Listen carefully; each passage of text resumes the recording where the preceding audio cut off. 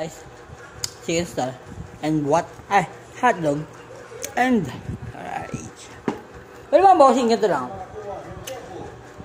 Simpleng video lang. Halimbawa mga bossing, meron kayong bagong hindi lang, ingin ito. Lala. Pak!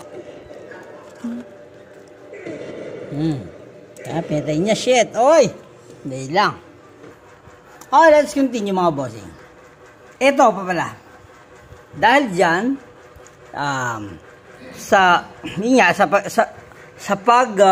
paglawak ng application ng isang technology, you know what technology means, is, aksayahan pa niya ng oras yan, in which this technology is installed to a car, to an amplifier, to a home theater system, and to whatever you wanted to be installed. Simple. Yan ito. Kasi itong napanood ko, parang nakakainis lang. Isang motor company, I will not mention, anong name nila, yung gumawa nun. Pero napakagaling. Ganito yan eh. Check mo yung phone mo. Kung ikaw regular phone user ka, ginagamit mo ba yung voice command ng phone mo? Ginagamit mo ba yung AI, ganito, etc. Tsuraot ng mga guys. Diba? Kung mag-integrate lang kayo ng isang app or isang technology sa isang mas lumang technology, be sure that it will hindi lang siya mag-run smoothly, pero dapat kapaki-pakinabang. Yun ang tama. Dapat napakinabangan nung kung anumang interest of technology in that time or matter, diba? Dapat ganun.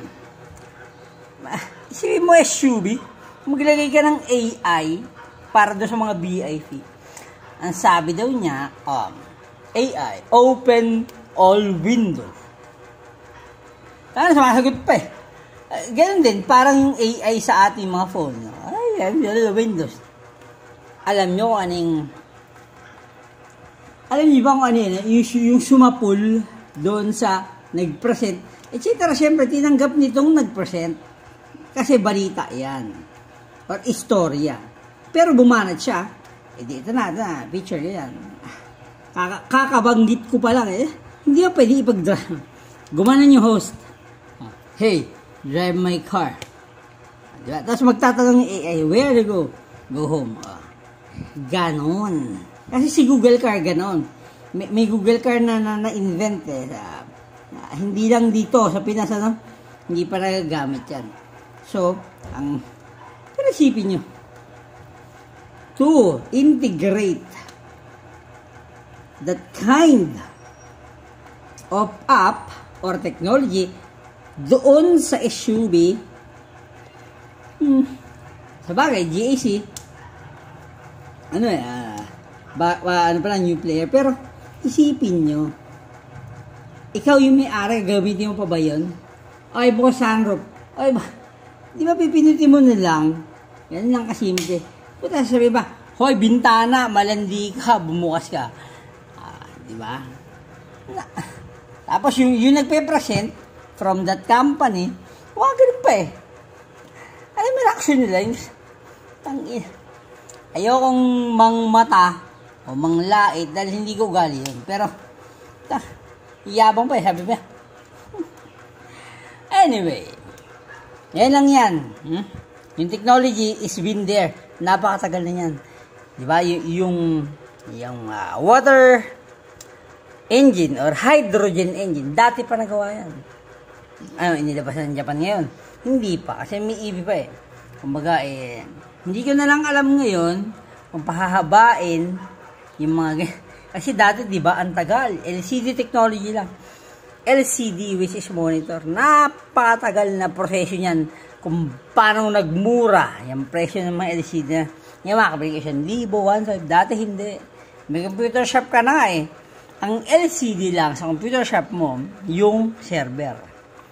Kasi ako noon, around 2004, 2005, may computer shop ako sa Silito, isang subdivision sa North Caloocan. Meron akong 18 units. Although nagsimula sa konti puro CRT yun, mga bossing. Pero ang ano ko lang, ang LCD yun.